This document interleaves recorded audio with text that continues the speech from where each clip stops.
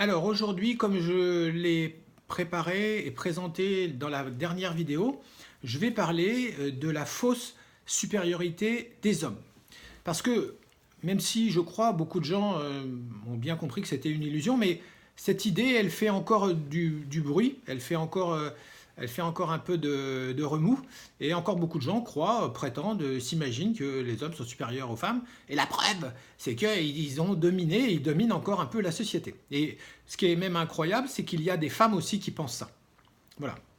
Donc je voudrais prendre un peu le temps pour remettre en question cette idée reçue qui s'appuie en vérité sur pas grand-chose. Elle s'appuie essentiellement sur pour un et demi, peut-être un trois quarts argument, mais essentiellement un argument. Le seul argument véritable en faveur de la supériorité des hommes, c'est tout simplement la force physique. La force physique. C'est-à-dire que physiquement, musculairement, anatomiquement peut-être, les hommes sont plus forts que les femmes. Et la preuve, c'est qu'en général, quand un homme se bat contre une femme, c'est presque toujours l'homme qui gagne. Alors évidemment, ce dont je vais parler dans cette vidéo, comme dans toutes les vidéos, c'est quelque chose de global, quelque chose de statistique. Parce qu'il y a des femmes qui font de la boxe, qui font des arts martiaux, qui sont infiniment plus fortes que certains hommes. Évidemment. Il y a des hommes qui sont complètement pacifiques. Bien évidemment. Mais globalement, on peut dire que les hommes sont plus forts physiquement que les femmes.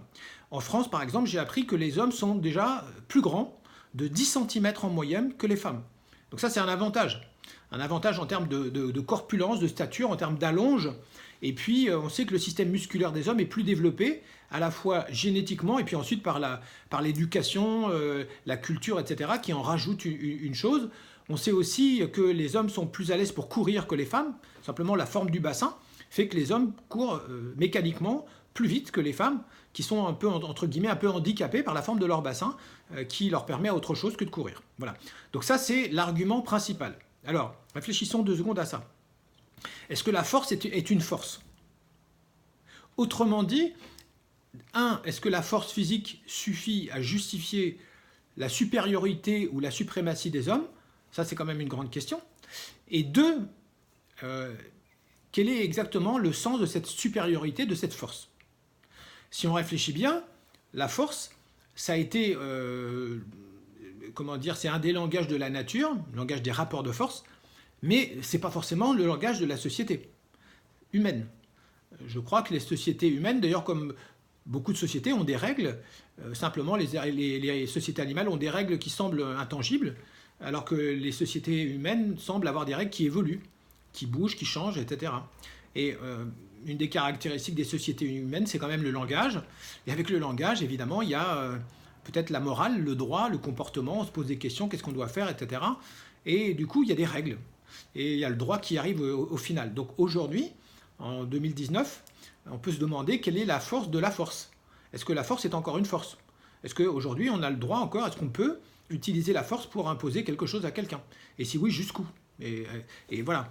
Mais de toute façon, Jean-Jacques Rousseau a montré, je crois, au XVIIIe siècle, de façon absolument indiscutable, que la force ne justifiait jamais rien du tout.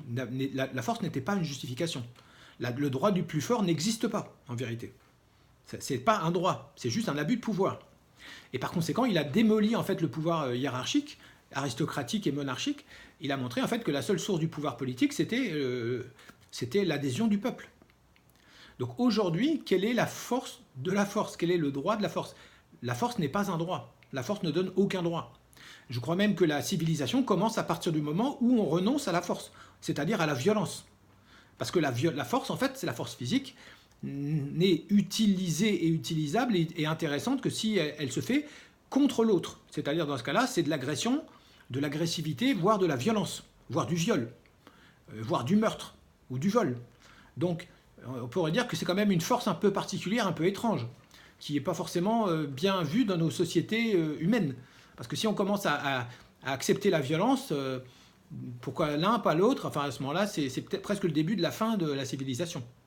Donc, pour moi, la force physique, n'est pas un droit, 2, est une force, on pourrait dire, faible, et 3, bien sûr, d'une certaine façon, psychologiquement, si on réfléchit bien, la force, elle est utilisée quand? Elle est utilisée quand la personne n'arrive pas à se faire entendre, quand elle n'arrive pas à obtenir ce qu'elle veut. Autrement dit, la force physique, c'est la force du faible, psychologiquement. Les gens qui crient, qui tapent, qui abusent, voilà, sont des gens qui sont incapables de s'exprimer, de communiquer, d'influencer, dans le bon sens du terme, et donc qui vont utiliser cette méthode-là.